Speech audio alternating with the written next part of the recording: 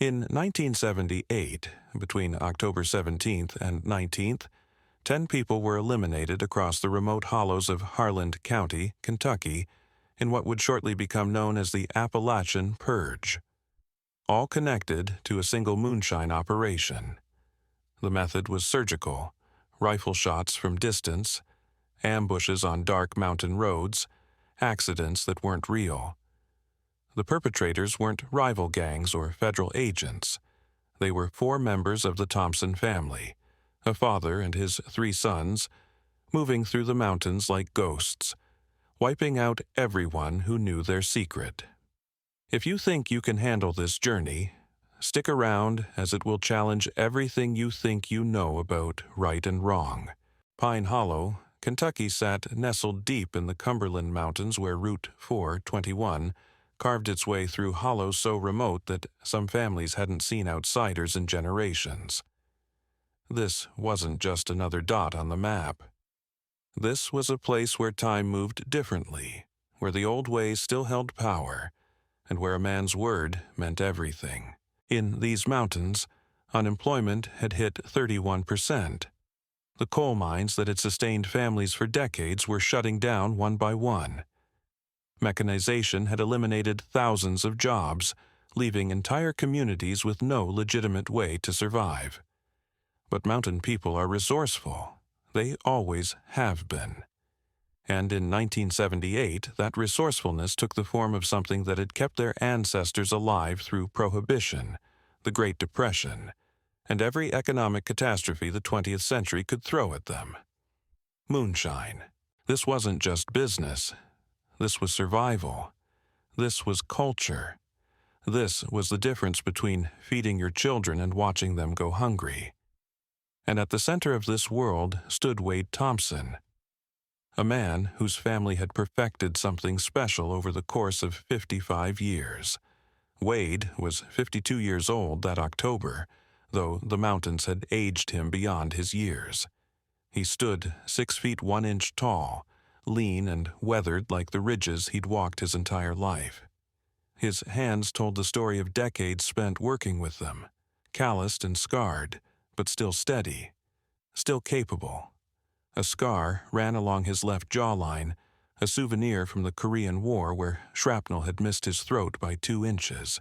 Every morning, Wade woke at 4:30 in the house his grandfather had built in 1923.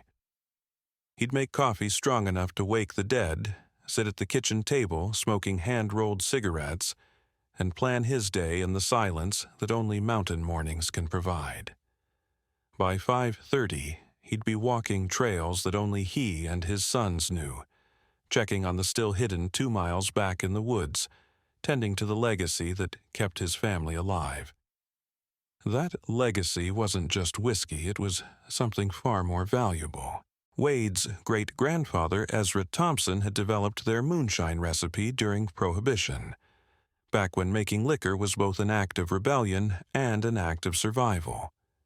But Ezra had discovered something special. The secret wasn't just in the corn, though he'd perfected the ratio of yellow to white corn after years of experimentation. The real magic happened when you added hickory bark during the distilling process at exactly 173 degrees Fahrenheit for exactly 11 minutes. This created a flavor profile that was impossible to replicate without knowing the exact method. A subtle note of smoke and sweetness that made Thompson Moonshine the most sought after in 3 counties. That recipe had passed from father to oldest son for 55 years. Ezra to Wade's grandfather, grandfather to Wade's father, father to Wade. And someday, Wade intended to pass it to his oldest son, Connor. It wasn't just whiskey, it was identity. It was the only thing of value the Thompson family had ever created, the only inheritance Wade could leave his children in a world where men like him had nothing else. Wade had married Martha Louise Hendricks in 1949, right after he came home from Korea with nightmares and that scar. They'd had 3 boys who'd grown into men in these mountains. Connor was 28 now, back from Vietnam with his own nightmares and his own scars. Jesse was 26, quieter than his older brother but just as capable of handling himself when trouble came calling. Travis was 23, the youngest, still trying to figure out who he was beyond being Wade Thompson's son. Martha was 50 years old, her hands as work-worn as Wade's, her face still beautiful despite everything the mountains had demanded from her. She understood the weight her husband carried, understood that the recipe represented more than just money. It represented survival, dignity, the ability to hold your head high when the rest of the world had written you off. But in August of 1978, that carefully guarded legacy was stolen by a man Wade had trusted for 15 years. Liam Callahan had been Wade's partner since 1963. They'd met as young men trying to make a living in mountains that didn't offer many options for honest work. Liam was 48 that fall, shorter than Wade at 5 feet 9 inches, but built solid, with a barreled chest and arms thick from years of manual labor. His beard had gone mostly white, though his hair still held some of its original red. He had a loud, friendly voice, the kind of man who could tell stories that kept a room laughing, who remembered everyone's name and asked about their families. For 15 years, Wade had trusted him completely. They'd worked together, shared profits, helped each other during lean times when the law got too close or buyers got too scarce. Liam had a family too. 3 sons who needed work in an economy that had no use for mountain boys without college degrees. Michael was 26 and worked as a mechanic when he could find steady employment. Patrick was 24 and had managed to get hired at the lumber mill in Harlan, though they'd been cutting hours. Sean was 22, newly married to a girl named Jessica who'd grown up in Knoxville and was still adjusting to mountain life. Wade had been happy for Liam's success over the years. That's what partners did. They built each other up, helped each other prosper. When Liam's operation had grown, branching into neighboring counties and building a network of buyers that brought steady money, Wade had felt nothing but pride in his friend's accomplishments. But Liam Callahan had also been desperate. His own father had left him nothing but debt. The lumber mill had cut Patrick's hours by half. His sons needed work, needed money, needed a future that seemed increasingly impossible in mountains where opportunity was dying, along with the coal industry. And when Liam looked at what Wade Thompson had, that recipe, that reputation, that product people would pay premium prices for, he'd made a choice. A simple choice, really. One that would cost him everything. On August 3rd, 1978, a Thursday afternoon when temperatures hit 90 degrees and the air hung thick as wool, Wade Thompson walked into Mel's Tavern in Pine Hollow and ordered a glass of what the bartender said was Callahan's new batch. Wade had tried it out of curiosity, took one sip, and felt the taste spread across his tongue. Corn, yes, but also that distinctive note of smoke and sweetness, that impossible-to-replicate flavor that came from hickory bark added at exactly the right temperature for exactly the right duration. Wade set the glass down carefully and looked at the bartender, an old man named Curtis Brennan who'd known Wade since childhood. "Where did Liam get this recipe?" Wade asked quietly. Curtis had looked uncomfortable, shifted his weight behind the bar. "Don't know, Wade. He just started making it a couple months back. Says it's his own creation, something he worked out himself over the years." Wade finished the drink, paid, and walked out into the August heat. But he didn't go home. Instead, he drove the winding mountain roads to Liam Callahan's property, parked his 1974 Ford pickup in the yard, and walked up to the front door. He knocked 3 times and waited. Liam answered, saw Wade standing there, and something flickered across his face. Not quite guilt, not quite fear, something caught between the two. "Wade," he said, "what brings you by?" "We need to talk," Wade replied.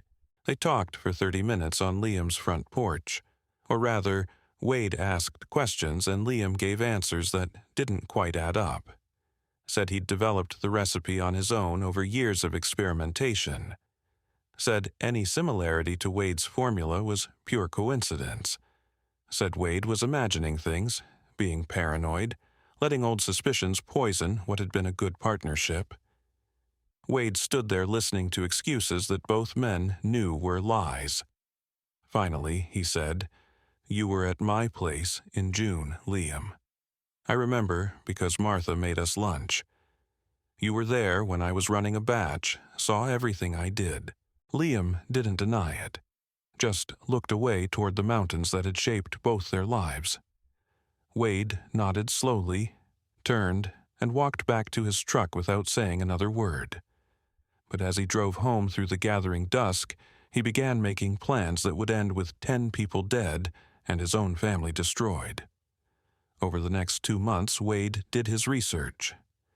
Quiet research, the kind mountain people excel at when they need to know something important.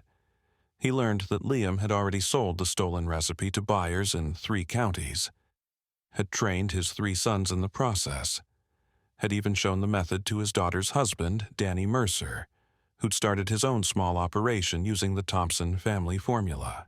By October, 10 people knew the secret that had sustained Wade's family for 55 years.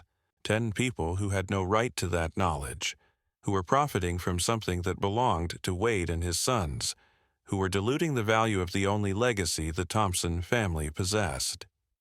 On October 16, 1978, a Monday evening when the temperature dropped to 43 degrees and frost formed on the windows of the Thompson house, Wade called his 3 sons into the kitchen. They sat around the same table where the family had shared thousands of meals, where Wade's father had taught him the recipe 30 years before, where decisions got made that shaped the lives of everyone under that roof. "They took what's ours," Wade said quietly. "All 10 of them know our secret now, and they're using it to line their own pockets." The words hung in the air like smoke from the wood stove.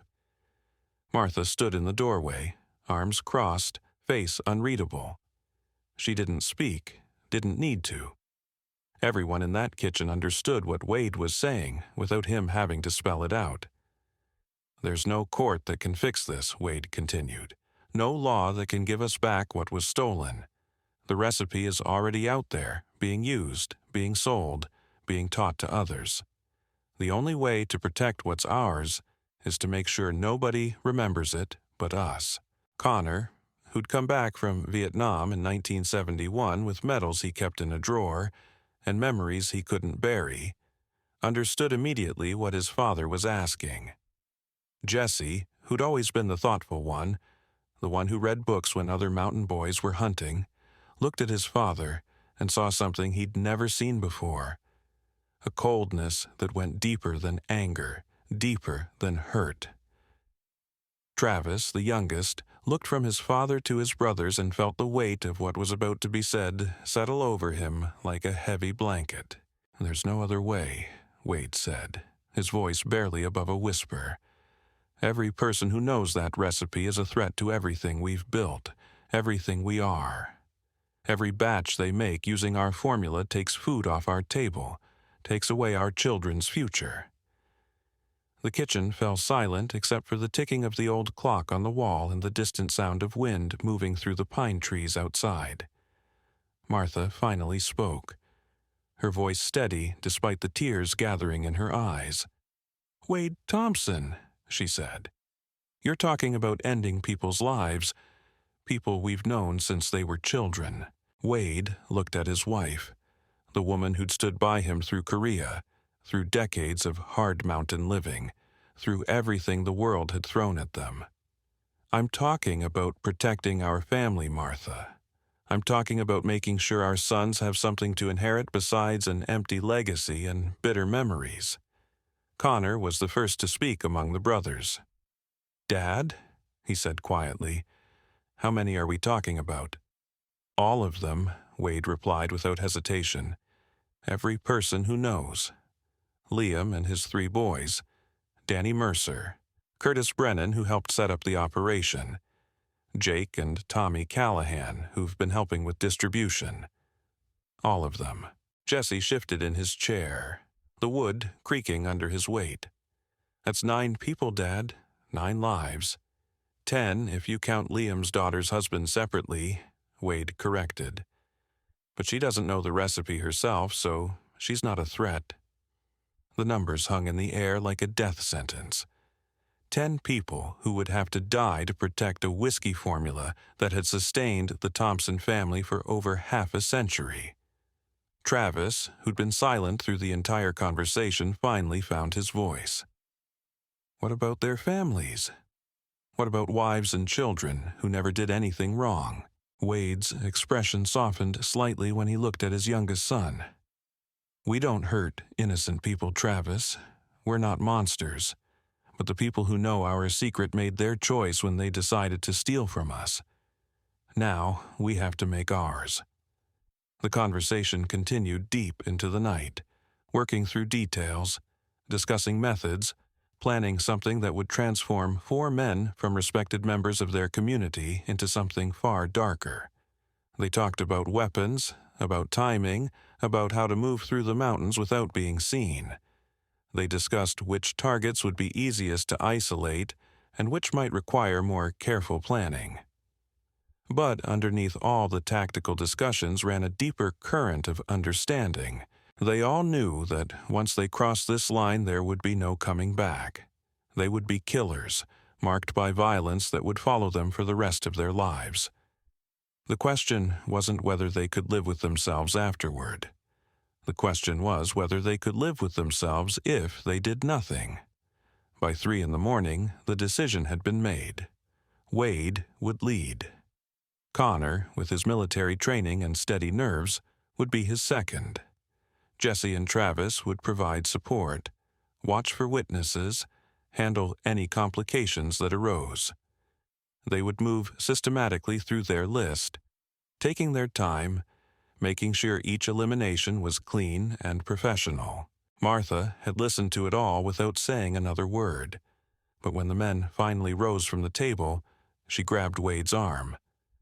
Once you do this, she said quietly, you can never undo it.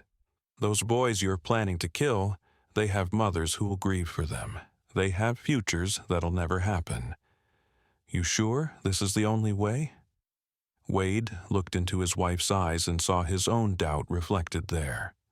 For a moment, just a moment, he wavered.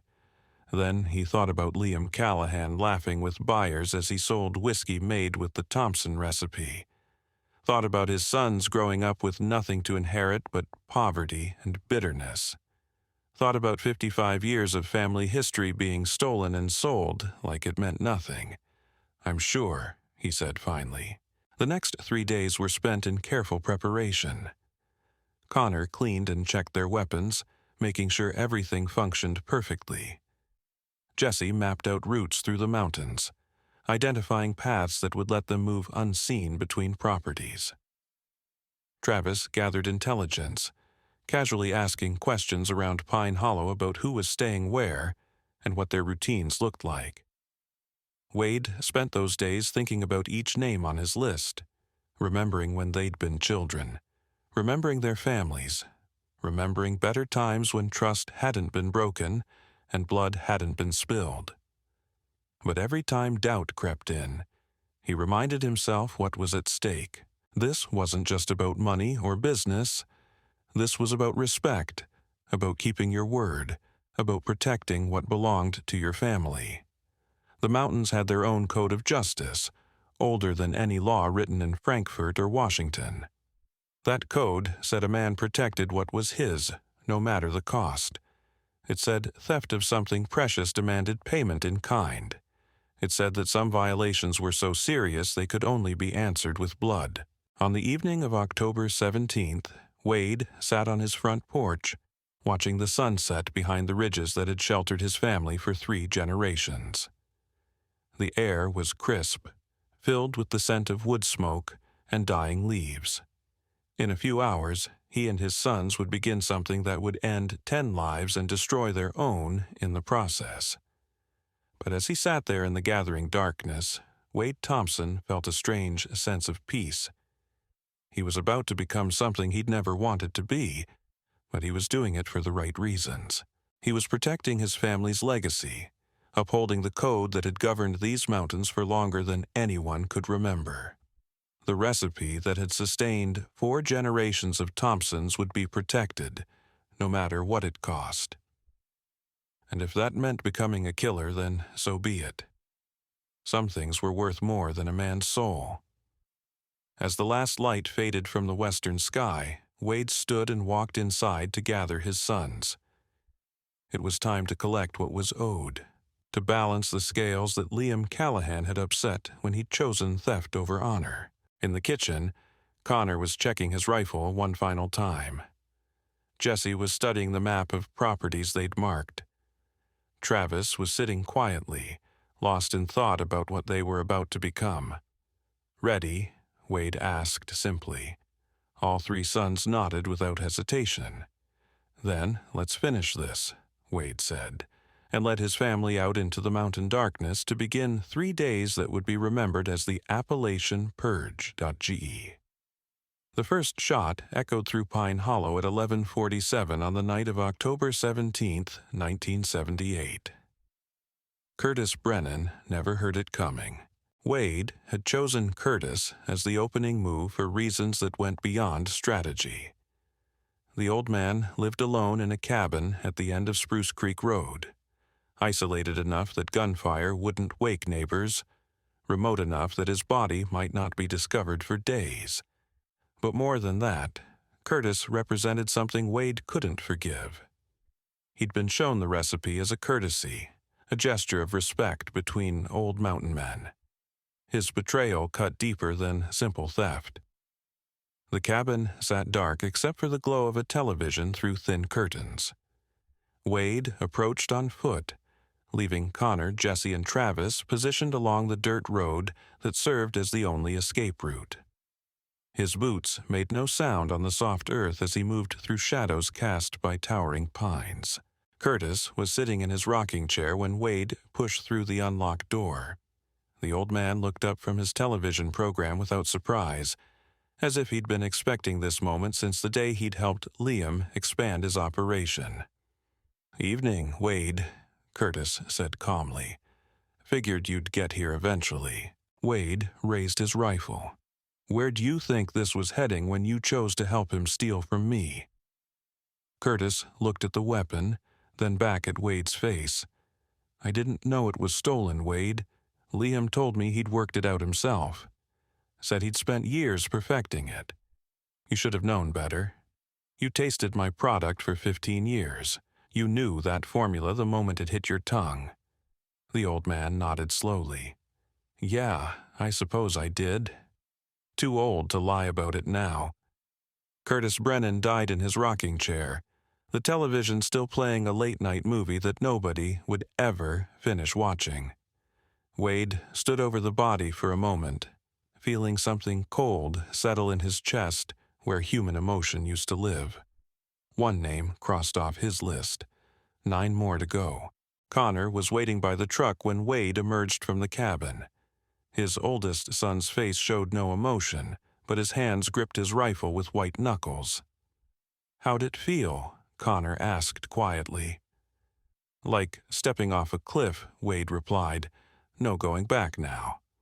They drove through mountain darkness toward their next target, headlights cutting narrow paths through fog that had begun to roll in from the hollows. The temperature had dropped to 38 degrees, and their breath fogged in the truck's cab despite the heater running. Danny Mercer's house sat at the edge of Pine Hollow, a small 2-story structure where he lived with Liam's daughter, Sarah, and their 2 young children. Wade had hired Danny for construction work during 2 previous summers, had paid him fair wages when other contractors were cutting corners. This was how that kindness had been repaid. The lights were off except for a porch lamp that cast a weak yellow glow across the front yard.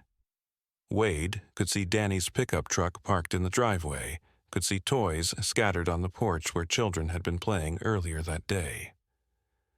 "Kids are asleep upstairs," Jesse whispered as they approached the house. "Danny's in the living room watching television. Sarah went to bed an hour ago." Wade nodded. "We wait until he comes outside. Never in front of children." They positioned themselves in the tree line that bordered the property and settled in to wait. The fog continued to thicken, muffling sound and reducing visibility to maybe 50 yards. Somewhere in the distance, a dog barked once and fell silent. At 12:23, Danny Mercer stepped onto his front porch. He was heading to his truck, probably planning to drive somewhere. Maybe to check on something related to the Moonshine operation he'd started using Wade's stolen recipe. He never made it to the vehicle. The shot dropped him in his own driveway. Through the house's windows, Wade could see lights coming on, could hear Sarah's voice calling her husband's name. In a few minutes, she'd find his body and start the chain of events that would bring law enforcement to these mountains. But that was still hours away. 2 down, 8 to go. The Henderson place was next. An old cabin that had stood empty for years until Jake and Tommy Callahan started using it as a base for their part of the operation. Both men were cousins, both in their early 30s, both helping Liam expand the business using Wade's formula. The cabin sat 3 miles from Danny's house, connected by logging roads that wound through dense forest. Connor and Travis took this one, while Wade and Jesse provided overwatch from a ridge above the property. The cabin had 1 room, 2 beds, and a wood stove that wasn't burning despite the cold. Mountain boys learned early to sleep light and wake fast when trouble came calling. Jake reached for a shotgun beside his bed when Connor kicked in the door. He never got his fingers around the stock before the rifle spoke. Tommy tried to run for the back window but found Travis already waiting there, blocking any escape. "Don't make this harder than it needs to be," Connor said quietly. Tommy looked at his cousin's body, looked at the 2 Thompson brothers, and understood with terrible clarity what was happening. "You're cleaning house," he said, "taking back what Liam stole." Connor nodded. "Every person who knows that recipe." "What about our ma?" Tommy asked desperately. "She's 67, living on Social Security. We send her money every month. Who's going to take care of her now?" For the first time that night, doubt flickered across Connor's face. He looked at Travis, saw his younger brother wrestling with the same question. These weren't monsters they were killing. These were mountain boys trying to survive the only way they knew how, sending money to an elderly mother who'd raised them after their father died in a mine collapse. "That ain't our problem," Travis said finally, but his voice wavered. Connor pulled the trigger before he could change his mind. Tommy Callahan fell across the cabin's threshold, half inside and half out, his blood seeping into wood that had sheltered mountain families for 3 generations. Travis threw up in the corner after they left the cabin. Everything he'd held inside since Curtis Brennan came pouring out in violent spasms that left him shaking and hollow. Connor put a hand on his brother's shoulder but didn't speak. What was there to say? They'd crossed the line together. Now they had to live with it together. 4 down, 6 to go. Patrick Callahan was working the night shift at the lumber mill, wouldn't be home until 7 in the morning. But his brother Michael's trailer sat a quarter mile from their father's main house, tucked into a clearing that caught afternoon sun. Michael was 26, worked as a mechanic when he could find steady employment. Had been staying at the trailer while his own place got the roof repaired. The television was playing when Wade knocked on the door. 3 sharp raps that echoed through the thin walls. Footsteps approached from inside.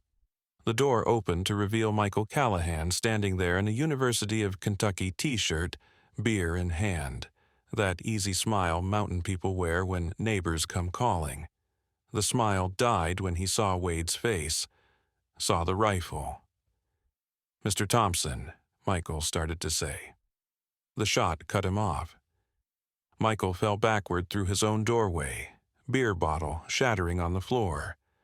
The basketball game continued playing on his television. Announcers excited about a three-pointer while blood pooled around a young man who'd been trying to build a legitimate life in mountains that offered few legitimate options. Wade stood in the doorway looking at Michael's body, thinking about the boy who'd helped him repair his barn roof 2 summers back, who'd always been polite to Martha when he came by the house. 26 years old, dead because his father was a thief. 5 down, 5 to go. The fog had thickened to the point where visibility was down to 20 yards. Wade could barely see his own sons as they moved through the darkness, could barely make out familiar landmarks that had guided him through these mountains his entire life. The temperature continued to drop, and ice was beginning to form on the truck's windshield. Sean Callahan lived 8 miles from Pine Hollow, just across the county line in Bell County. He was 22, newly married to Jessica Morrison, who'd grown up in Knoxville, and was still adjusting to mountain life. Wade knew Jessica was 3 months pregnant, though they hadn't announced it yet. Mountain people notice things like a young woman suddenly avoiding alcohol at social gatherings, like the way her husband's hand rested protectively on her belly when he thought nobody was watching. The house sat dark against darker mountains, a small structure that Sean was still paying off with money earned at the lumber mill and profits from the Moonshine operation he'd started using the stolen recipe. Wade parked half a mile away and approached on foot, using the tree line for cover. Sean stepped onto his porch at 2:15, cigarette in hand, probably unable to sleep. He was alone. Jessica safely inside and unaware that death was walking toward her husband through the mountain darkness. "Please," Sean whispered when he saw Wade emerge from the shadows. "Jessica's pregnant. 3 months. We just found out last week." Wade felt something crack in his chest. A pregnant wife, a baby on the way. He thought of Martha carrying Connor, of the joy and terror that came with new life. "I'll destroy my notes," Sean said desperately. "I'll never make another batch. I'll move away if you want. Leave Kentucky entirely. You'll never see me again." Wade raised his rifle, then hesitated. This was a line even thicker than the one he'd already crossed. Killing a man whose wife was carrying his child. Making a widow of a pregnant woman who'd done nothing wrong, except marry into the wrong family at the wrong time. "Go inside," Wade said finally. "Tell her you're going to check something in the truck. Meet me behind the house in 5 minutes." Sean stared at him, not understanding the small mercy being offered. "Do it," Wade said, "or I'll end you right here on your porch and she'll find you in the morning." Sean stumbled inside. Wade heard his muffled voice through the walls. "Honey, I gotta check something in the truck." "Go back to sleep." Jessica's sleepy reply drifted through the darkness. "It's 2 in the morning. Just take a minute. Love you." Wade and Jessie moved to the back of the house and waited. When Sean came around the corner, shaking like a leaf in a storm, Wade was ready. "Thank you," Sean whispered. "Thank you for not doing it in front of her." Wade shot him once. Sean fell into the tall grass behind his house, out of sight from the windows. Inside, Jessica called out his name, wondering about the noise she'd heard. By the time she found his body in the morning, the Thompson family would be long gone. 6 down, 4 to go. The sky was beginning to lighten, that subtle shift from black to dark blue that comes in the hour before sunrise. In 90 minutes, the sun would rise over the Cumberland Mountains and people would wake to discover what had happened in the darkness. They needed to finish this before dawn brought witnesses and complications. Liam Callahan's main house sat quiet, except for a single light burning in his workshop. Through the trees, Wade could see his former partner moving around inside, probably running a batch using the stolen Thompson recipe. 30 yards away, the house itself was dark. Liam's wife, Margaret, was sleeping peacefully, unaware that her husband had only hours left to live. Wade left his sons positioned around the property and approached the workshop alone. This confrontation needed to be personal, needed to be between the two men whose partnership had ended in theft and would now end in blood. The workshop door was unlocked. Wade pushed it open and stepped inside, breathing in the familiar smell of fermenting corn and wood smoke. Liam stood beside his still, checking the temperature gauge, completely focused on his work. "Evening, Liam," Wade said quietly. Liam turned, saw Wade standing in the doorway with the rifle, and something that might have been relief crossed his face. As if he'd been waiting for this moment, dreading it, but knowing it was inevitable. "Wade," Liam said, "I figured you'd come eventually." They looked at each other across the workshop that had become a monument to betrayal. Two men who'd shared 15 years of partnership, of trust, of mutual respect. Two men who'd built something together and watched it die in the space of a stolen recipe. "How many dead?" Liam asked. "6 so far," Wade replied. "Your boys, Danny, Curtis, Jake, and Tommy." Liam's face crumpled. Not fear, pure grief, the understanding of what his theft had cost not just himself, but everyone he'd dragged into it. "They didn't deserve this," Liam said, his voice breaking. "Michael and Patrick and Sean, they were just trying to make a living. This is on me, not them. You made them part of it when you taught them what wasn't yours to teach." Liam nodded slowly, accepting responsibility for consequences that had spiraled far beyond what he'd ever imagined when he first decided to steal the Thompson recipe. "Margaret's asleep upstairs," Liam said. "She doesn't know anything about the business. Never wanted to know. I'm not here for Margaret." "Then make it quick, Wade. Don't let her find me in pieces." Wade raised his rifle, looked at the man who'd been his partner for 15 years, who'd shared his table and his trust and had repaid both with theft. "Any last words?" Liam met his eyes. "I'm sorry, Wade, for all of it. Times were hard and I got desperate, but that's no excuse. I stole something precious from you and your family. I deserve what's coming." The rifle spoke once. Liam Callahan fell beside the still where he'd been making whiskey with the Thompson formula, his blood mixing with the mash he'd been tending. Wade stood over the body of his former partner, feeling the weight of 7 deaths settle over him like a physical thing. 7 down, 3 to go. But as Wade walked out of the workshop into the pre-dawn darkness, he was making a decision that would save 3 lives and damn his own family forever. Margaret Callahan would wake in a few hours to find her husband dead, but she'd wake as a widow, not as another victim of the Appalachian Purge. The mountains kept their secrets well. They always had. But some secrets were too heavy for even the ancient ridges to bear. As the Thompson family drove through the breaking dawn, past hollows and ridges that had known their ancestors for generations, they carried with them the weight of choices that would haunt these mountains forever. The recipe was protected. 7 people who'd known it were dead. But the cost of that protection was about to transform 4 men from respected members of their community into something the mountains would remember long after their bones had turned to dust. Bones had turned to dust. Dawn was breaking over Pine Hollow when Helen Pritchard discovered Curtis Brennan's body at 7:38 in the morning.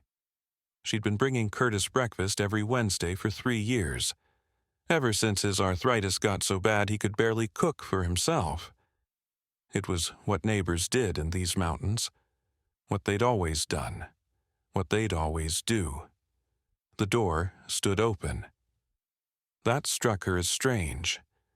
Curtis always kept it closed. Old habit from winters when heat was precious. Helen called his name through the doorway. No answer. Called again. Nothing but the sound of wind moving through pine trees and the distant cry of a crow somewhere up the ridge. She stepped inside and saw Curtis in his rocking chair.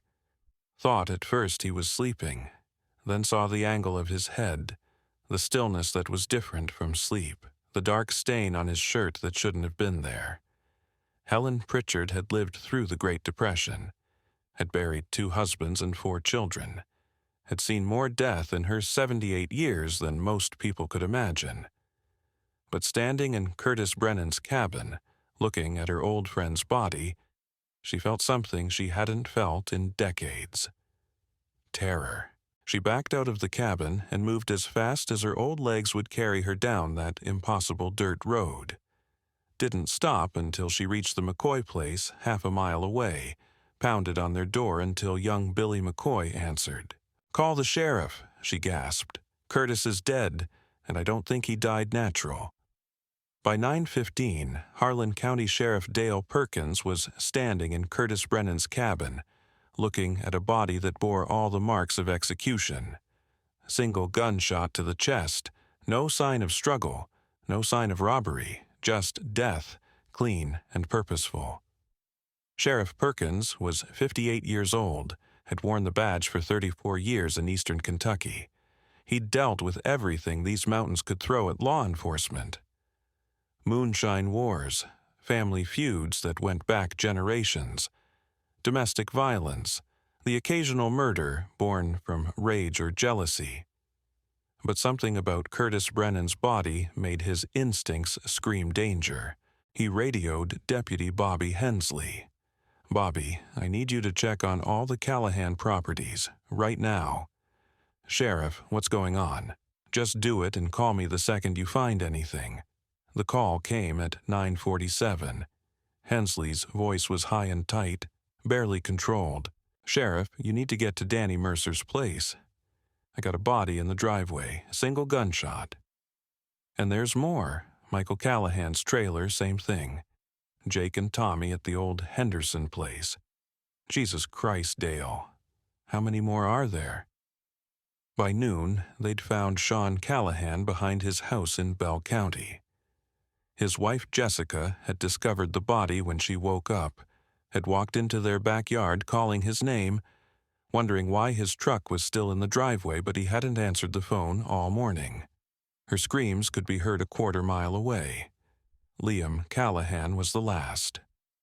Margaret had woken at 6, found her husband's side of the bed empty, assumed he'd gone to work early, didn't discover his body in the workshop until she went looking for him at 10:30.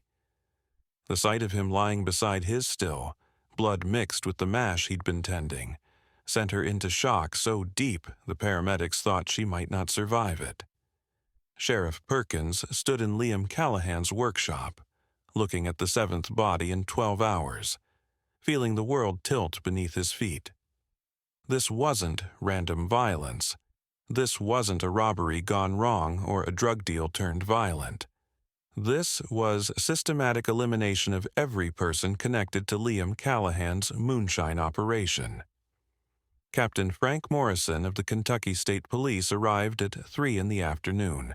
He'd worked cases across eastern Kentucky for 26 years, had investigated everything from marijuana grows hidden in the Daniel Boone National Forest to family massacres that tore communities apart. But standing in the middle of what was clearly a coordinated killing spree, he felt something cold settle in his gut. "What do we know about the victims?" Morrison asked Perkins. The sheriff pulled out a notebook, his handwriting shaky from exhaustion and stress. All connected to Moonshine operation run by Liam Callahan. His 3 sons, 2 cousins who helped him, son-in-law who was learning the business, old friend who helped set up equipment. All shot, all professional kills, all within a 12-hour window. Morrison nodded slowly. So, someone went through and eliminated an entire network in one night. That takes planning, organization, intimate knowledge of where everyone would be. "There's more," Perkins said. He handed Morrison a file. "About 3 months ago, Liam started producing a new batch. Different taste, better quality. Word around town was he'd perfected something special. Let me guess. Someone else claimed he stole that recipe. Wade Thompson family's been making moonshine for 4 generations. Thompson recipe is legendary around here. When Liam's new batch showed up tasting identical, people noticed. Morrison looked at the workshop where Liam Callahan had died, looked at the mountains surrounding Pine Hollow, dark and secretive, and older than any law written by men. Where's Wade Thompson now? His property 3 miles north. Hasn't attempted to flee. Been home all day according to my deputy who drove past around noon. Saw Thompson and his boys working on their fence line like nothing happened. Morrison felt that cold certainty settle deeper in his chest. He's not running because he doesn't think he did anything wrong. In his mind, this is justice. They found the pattern that evening. Shell casings recovered from multiple sites. Winchester .30-06, most common hunting rifle in Kentucky. No fingerprints, no witnesses beyond vague descriptions of multiple men moving through darkness. But the motive crystallized everything when Deputy Hensley discovered the connection in county records. "Sheriff, I think I know why Thompson did it." Wade Thompson confronted Liam Callahan in August about the stolen recipe. Multiple witnesses confirmed it. Thompson did research, discovered Liam had taught the recipe to his sons, to Danny Mercer, had shared it with Curtis Brennan. 7 people total who knew the Thompson family secret. 7 people, Morrison said quietly. He killed 7 people to protect a moonshine recipe.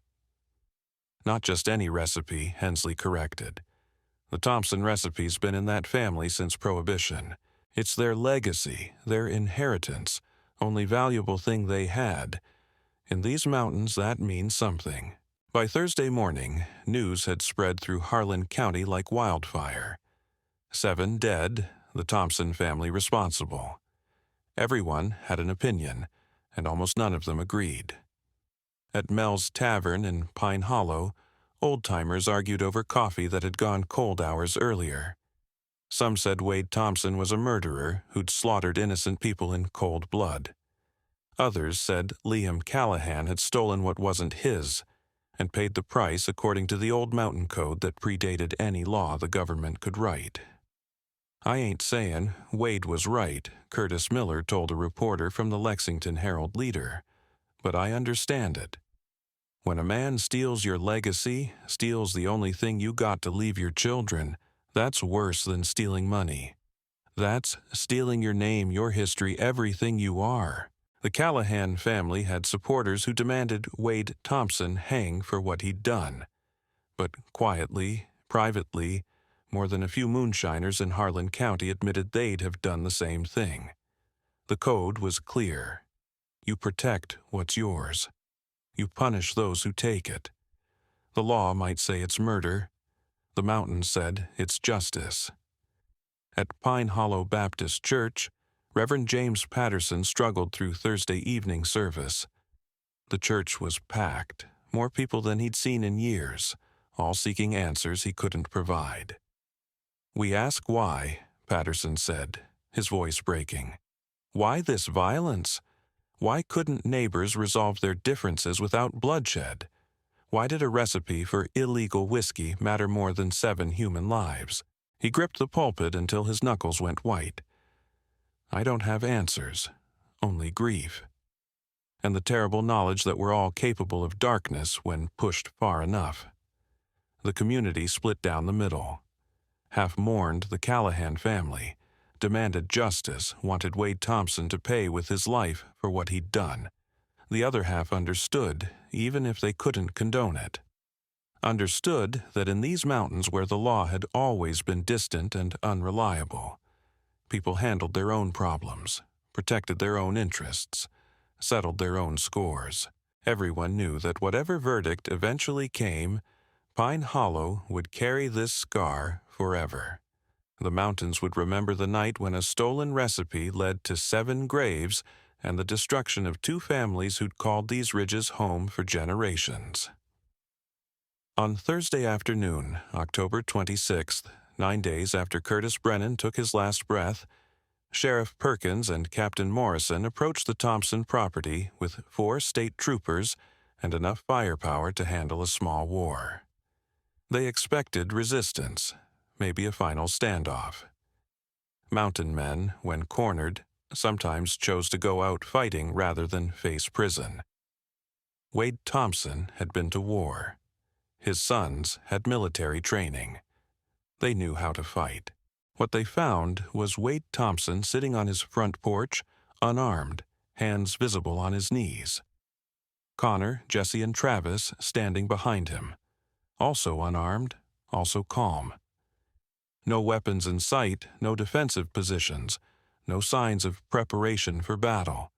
Just 4 men waiting for the inevitable with the same stoic acceptance mountain people brought to all of life's harsh realities. "Sheriff," Wade said as Perkins got out of his vehicle, "I expect you're here about the Callahans." Perkins approached slowly, hand near his sidearm but not drawing it.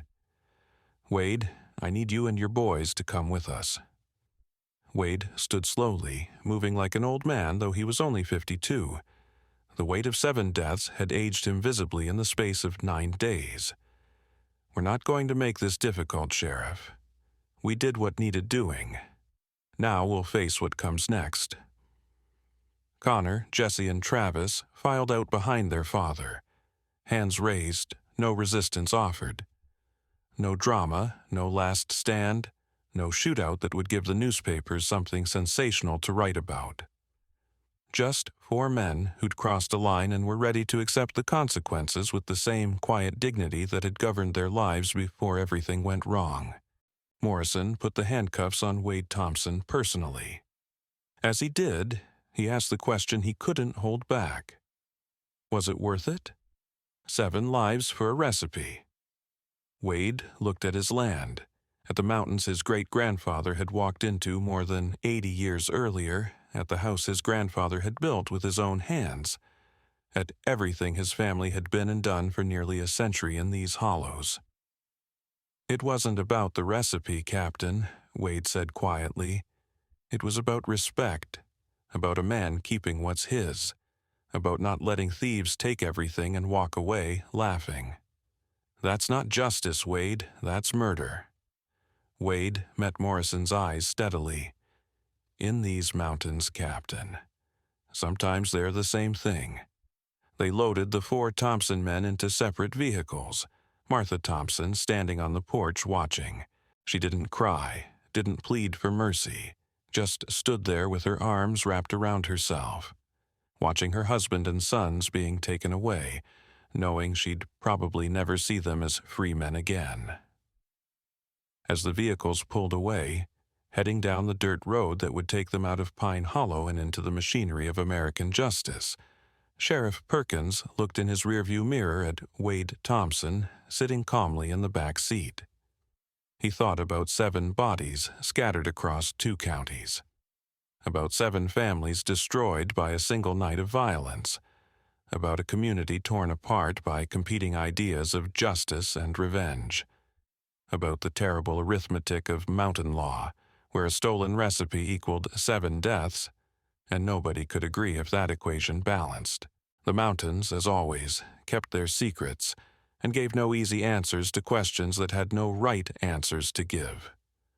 All they offered was silence and the knowledge that some choices, once made, could never be unmade. The recipe that had sustained the Thompson family for 55 years was safe now. 7 people who'd known it were dead. But in protecting that legacy, Wade Thompson had ensured it would die with him, too blood-soaked to ever use again, too heavy with death to ever pass down to his sons. The trial of Wade Thompson and his 3 sons began in February of 1980 in a Lexington courtroom. The venue had been changed because finding an impartial jury in Harlan County was impossible. Everyone there had known someone involved, had opinions about mountain justice, had their own understanding of codes that ran deeper than any law written in distant capitals. 28 combined charges of first-degree murder faced the 4 defendants. The prosecution had confessions from all of them, forensic evidence linking their weapons to every scene, and a timeline so meticulously documented it left no room for reasonable doubt. Wade Thompson and his sons hadn't tried to hide what they'd done. They'd simply done it and waited for the consequences with mountain stoicism. The defense team, 4 court-appointed attorneys from Louisville who looked overwhelmed from day one, attempted to argue extreme emotional disturbance. They painted a picture of desperate men driven to terrible acts by theft of irreplaceable family heritage in a community where such violations carried weight beyond legal understanding. They brought in experts on Appalachian culture, historians who spoke about the significance of family recipes, economists who testified about the devastating poverty that had consumed eastern Kentucky. The prosecution methodically destroyed every argument. Emotional disturbance doesn't involve 2 weeks of planning, doesn't involve surveillance of multiple properties, doesn't involve waiting for victims to be isolated from witnesses. This wasn't passion, they argued.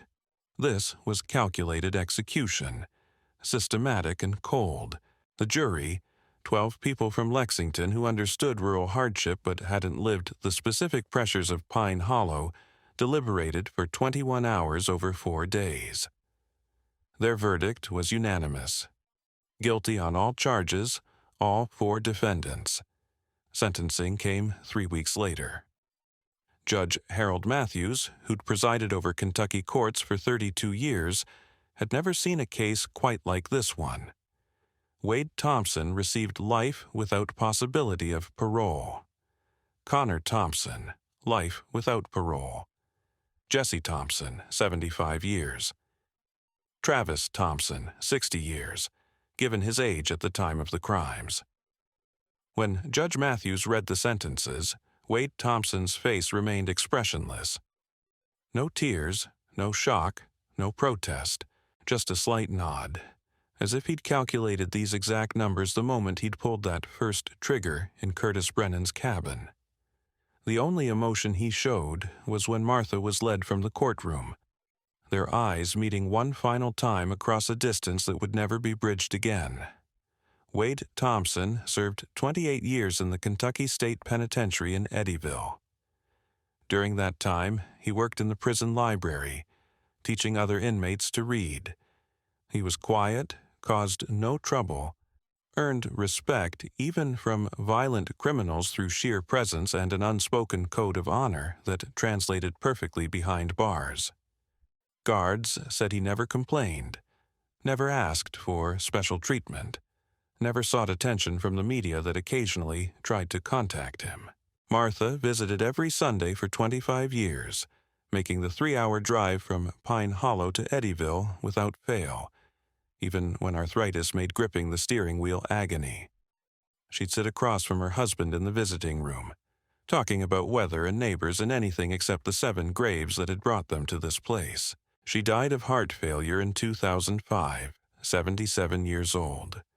Her last words to the hospice nurse were reportedly, "He did what he thought was right. That's all any of us can do."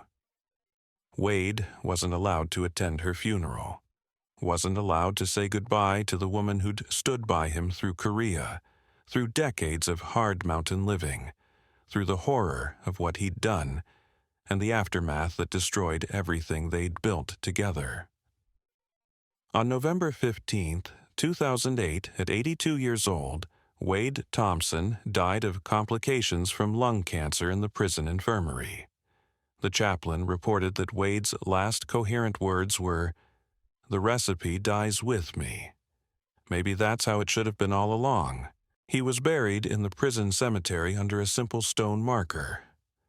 Wade E. Thompson, 1926 to 2008. No mention of father, husband, moonshiner, or killer. Just dates marking the span of a life that had transformed from honest mountain work to unthinkable violence over the theft of a whiskey formula. Connor Thompson remains incarcerated at the Luther Luckett Correctional Complex in LaGrange.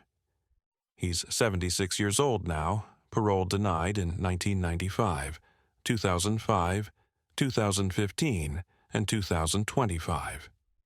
In a rare 2020 interview with a documentary filmmaker, Connor said only, "I did what my father asked."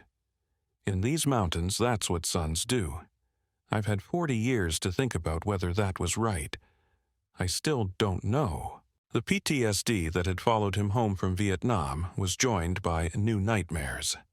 7 faces appearing in darkness, asking questions he couldn't answer. Jesse Thompson was paroled in 2021 after serving 41 years. He's 73 now, lives in a small apartment in Bowling Green, works part-time at a library. He never married, never had children. Rarely speaks about that October night in 1978. In the few interviews he's given, his answers are careful, measured. "I was 26 when it happened," he said to a Louisville Courier-Journal reporter in 2022. "I'm 73 now. I've had 43 years to think about those 3 days. The only thing I know for certain is that protecting a secret by taking 7 lives doesn't protect anything. It just buries the secret under so much blood that nobody wants to dig it up." Travis Thompson, the youngest, served 43 years and was paroled in 2021.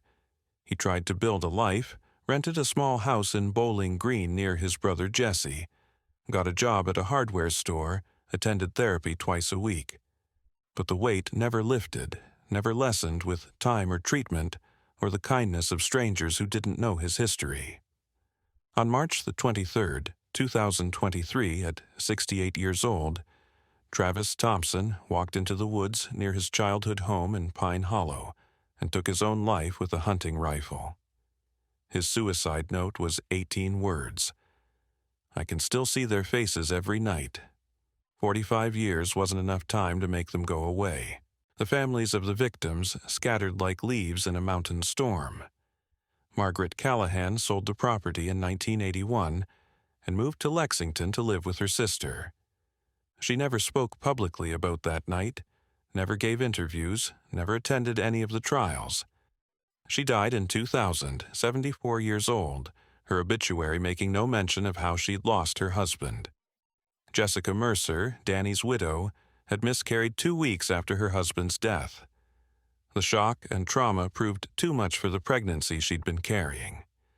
She never remarried, never had other children. She's 70 now, lives in Nashville, works as a church secretary, and has dedicated her life to helping other widows navigate grief and loss. Michael Callahan's girlfriend moved to Ohio and never returned to Kentucky. Patrick Callahan's fiancée broke off their engagement and left the mountains entirely. Sean's wife, Jessica, moved back to Knoxville, changed her name, and built a new life that made no reference to the 3 months she'd spent as a mountain wife. The old Henderson cabin, where Jake and Tommy Callahan died, was torn down in 1987. The property changed hands 4 times before being purchased by a logging company in 2010. Today, it's clear-cut land, waiting for forests to reclaim it, completely unmarked except in the memories of those who remember. Pine Hollow changed after that October. For a few years, people were kinder to each other. Disputes over property lines were settled quickly, quietly. Nobody wanted to be the person who pushed a desperate man too far. The churches filled on Sundays as people sought meaning in tragedy that seemed to have no meaning at all. But change wasn't permanent. Within a decade, new people moved in who didn't know the story. The old codes faded as younger generations left for cities where opportunity still existed. The economic pressures that had driven Wade Thompson to violence never really left these mountains. They just evolved, adapted, found new forms of expression. Human nature being what it is, the lessons were forgotten. History prepared to repeat itself with different names, different circumstances, the same fundamental desperation. Sheriff Dale Perkins retired in 1991 after 36 years of service. He died in 2013, 91 years old. In his unpublished memoirs, found by his daughter after his death, he wrote about the Thompson case. I've investigated hundreds of crimes, solved most of them, but the Thompson case is the one that still keeps me awake some nights, because technically, Wade Thompson was a mass murderer who slaughtered innocent people. But morally, he was a father protecting his family's only legacy in a world that had taken everything else. The law says one thing.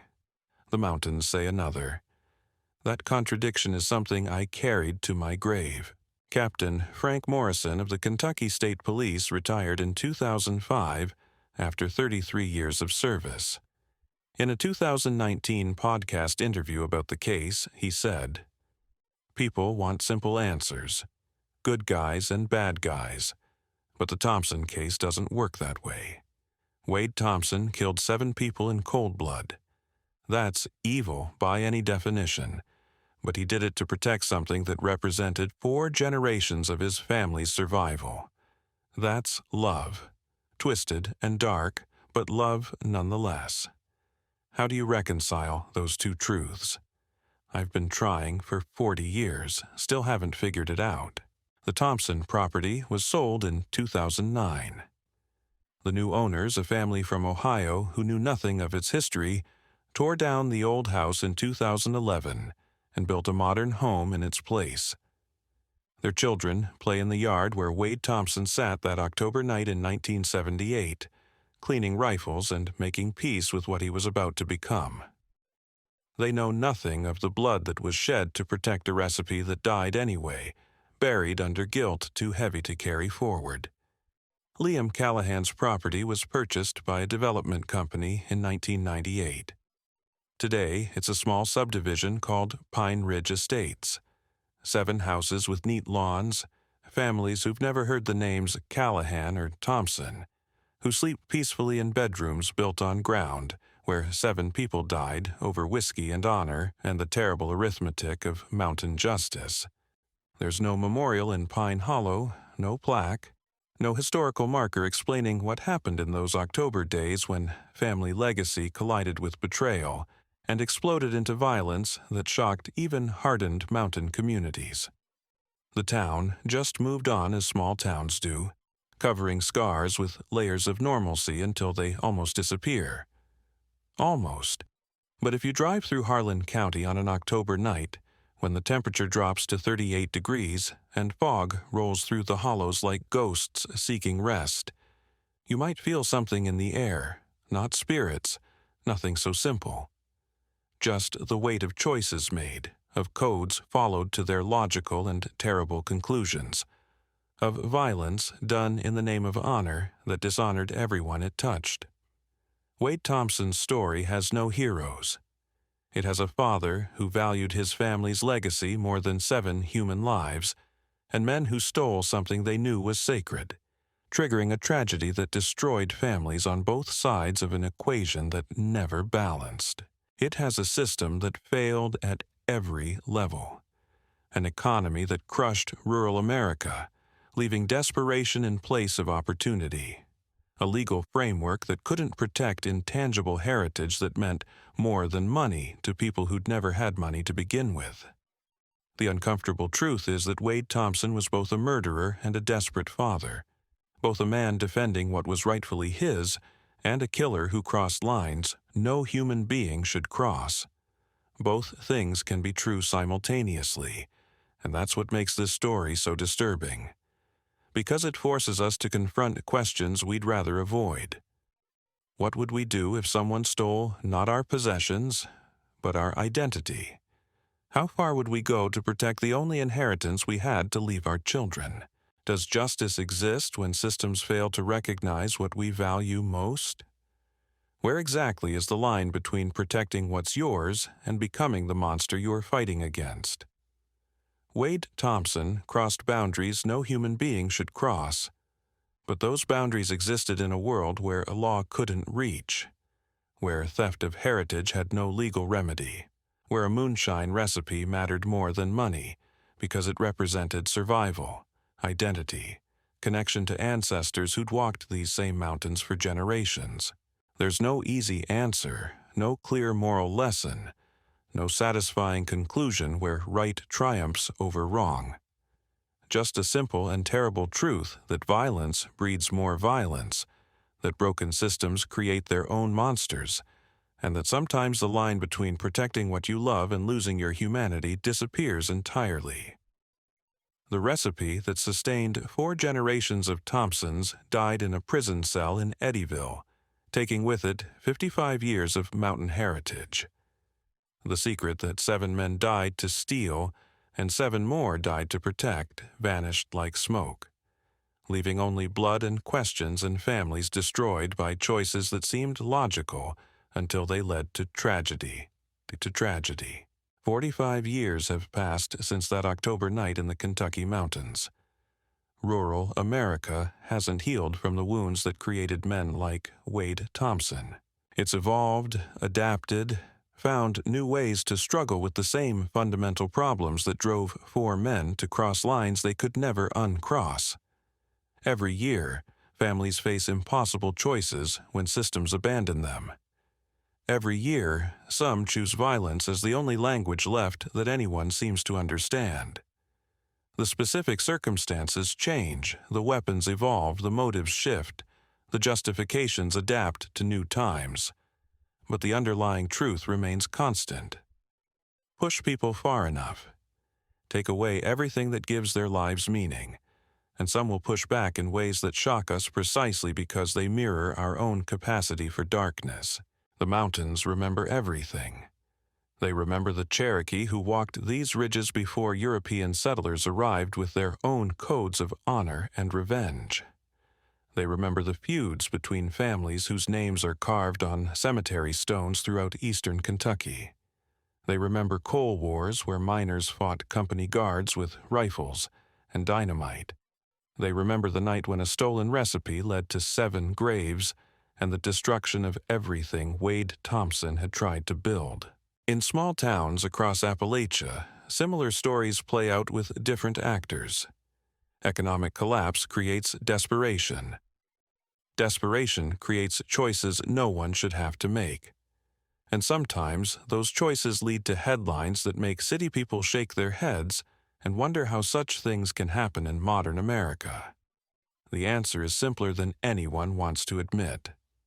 Strip away opportunity, hope, and legitimate paths to survival. Replace them with codes older than any government, older than any law written in distant capitals. Add desperation and betrayal. Mix thoroughly, and wait for the explosion that everyone saw coming but nobody knew how to prevent. Wade Thompson's legacy isn't the recipe that died with him in that prison cell. It's the question that haunts anyone who truly understands what happened in Pine Hollow. The question that has no comfortable answer, no easy resolution, no moral clarity that lets us sleep peacefully at night. At what point does protecting what we love transform us into the very thing we're fighting against? When does justice become indistinguishable from revenge? Where exactly is the line between righteousness and evil, and how do we know when we've crossed it? These questions matter because they're not just historical curiosities. They're being asked right now by people facing their own impossible choices in forgotten corners of America where the system has failed and old codes still hold power. Different names, different weapons, different stolen treasures. Same fundamental human tragedy playing out in communities that time forgot. If this story made you think about justice, family, and the terrible prices we pay when systems collapse around us, leave your like and subscribe to this channel. Comment below with your thoughts on where the line should be drawn between protecting what's yours and losing your humanity in the process. Because these stories aren't just history lessons from forgotten mountains. They're warnings about what happens when ordinary people get pushed past their breaking point in a world that's forgotten how to protect its own.